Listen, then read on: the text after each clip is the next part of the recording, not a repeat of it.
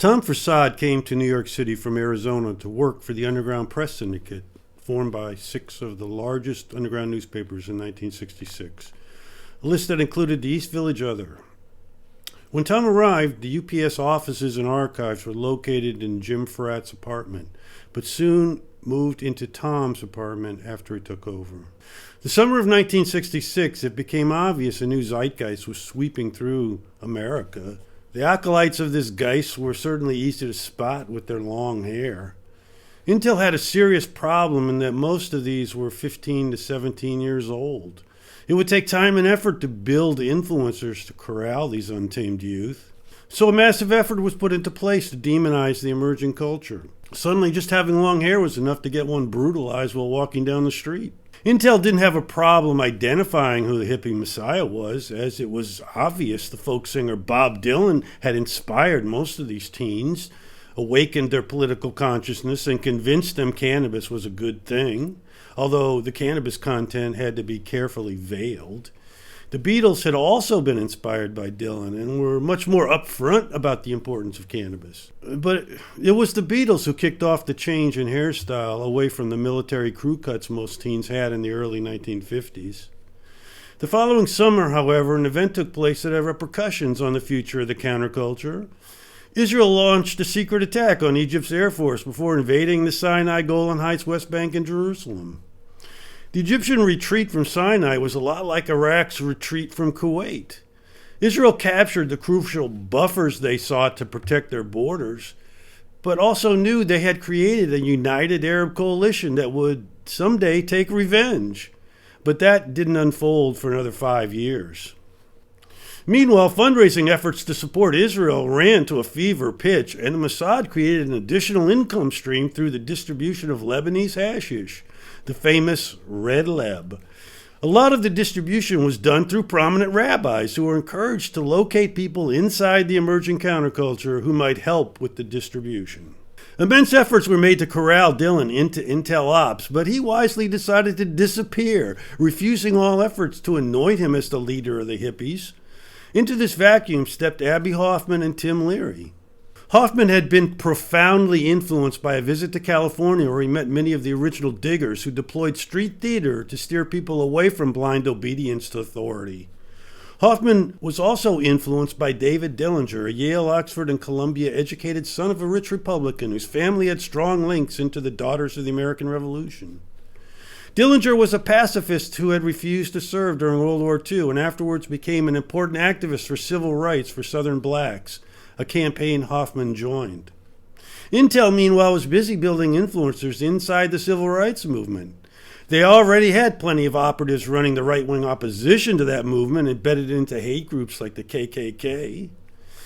The Yippies were founded in December of 1967 by Hoffman, Paul Krasner, who came up with the name, and Jerry Rubin. Krasner was running the most influential counterculture fanzine, The Realist, which had been publishing since the early 60s.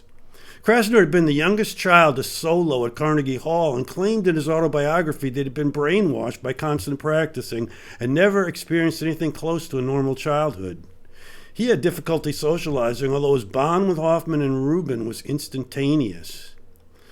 Reverend George von Hilsheimer came to assist Krasner with his new magazine almost immediately. He wanted to create a Summerhill-like school for counterculture kids and used The Realist to recruit students and teachers. This effort was funded by Krasner to the tune of $50 a week. The school, named Summer Lane in homage to Summerhill, soon manifested outside Roswell, North Carolina. 1 week after being opened, however, the school was attacked by local townspeople who began firing guns, setting off bombs, and burning down the cabins that constituted the school. Some townspeople claimed homosexuality, communism, and race mixing were part of the school's secret agenda. Hilsheimer moved on to Florida to establish Green Valley, a boarding school for wayward youth in Orange City, Florida. In 1973, that school was raided by the local authorities after strange stories of von Hilsheimer's use of electro-sleep, vivid confrontation, megavitamins, and electroshock as therapies. There was a strange batch of New Age quacks brought in to educate the children. In 1968, Michael Walker, 18, killed himself with a pistol Hilsheimer had allowed him to purchase. Another suicidal student was also offered a pistol but declined. That same year, Bill Ayers, son of one of the richest men in Chicago, created a similar Summerhill-type school in Ann Arbor, Michigan. Ayers would soon go underground as one of the principal leaders of the terrorist Weather Underground. He would spend the next decade urging his flock to kill police and distribute weapons and explosives to disturb blacks recently released from either Vietnam or prison. The Symbionese Liberation Army that kidnapped Patty Hearst was just one of their many side projects. The Weather Underground used sex, drugs, and group hypnosis to program people into accepting violence as the only way to cure America's ills. I can't say whether Krasner was played by Hilsheimer or was a knowing participant in his MK Ultra-style operation. Later in life, I confronted him on some of these matters. I never could understand how he was blind to the reality that Jerry Rubin was an intel operative. Dillinger seems to have been the person who injected Rubin into the scene. Rubin's opening act was appearing in Congress dressed like Pancho Villa and carrying an automatic rifle. Certainly this was a blatant attempt by Intel to steer the hippies toward violence, or at least create that impression in Middle America. Charles Manson would soon appear as the dominant hippie archetype. This was all certainly part of the same operation. The Weather Underground initially hailed Manson as their culture hero.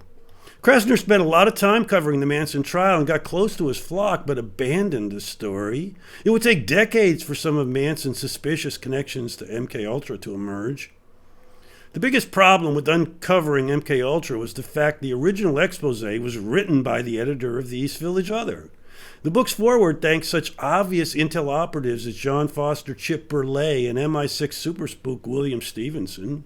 Take note that the Weathermen took their name from a Bob Dylan song, while an associate of Burleigh's became one of the biggest pot dealers in New York City, while also writing a book falsely claiming E. Howard Hunt was one of the men taken into custody after JFK's assassination. This was obviously a rabbit hole devised by James Angleton himself, and really just a sliver of the misdirection ops released like flares from a jet with a heat-seeking missile on its tail. An even more important misdirection was the creation of the wacky Illuminati theories first presented by Kerry Thornley, a Marine based at Atsugi alongside Lee Harvey Oswald. Thornley would also create a fake religion called Discordianism, which was designed to create as much noise and confusion around every possible deep state event. Krasner would be introduced to this concept by Robert Anton Wilson, who soon wrote a completely bogus softcore porn trilogy about the Illuminati. All this was done to obscure the fact that some of Yale's Skull and Boners had assisted the JFK hit, and that fraternity was the only secret society known to be using Adam Weishaupt's rituals and modus operandi. Tom Forcade would temporarily join forces to create the Yippies. Weatherman, meanwhile, had been stalking and hounding Bob Dylan and began claiming he alone knew the real Dylan. His crackpot analysis of Dylan's lyrics reminds me of the crackpot theories of QAnon.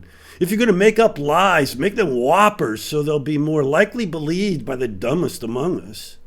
The confrontation between Zippies and Yippies was designed to unfold during the Republican Convention in Miami in 1972, which effectively became the Waterloo for the anti-war movement. The movement had gotten a big push after the police riot at the Democratic Convention in Chicago, but all that was washed away when the hippies rioted in Miami. Take note that during the convention, the hotel where the Yippies were holed up was suddenly flooded with free Quaaludes, while the Zippies flooded Flamingo Park with free LSD. According to Joe Barton, a major pot dealer of the period, Forcade began working with a Mossad agent on a big project shortly after arriving in New York.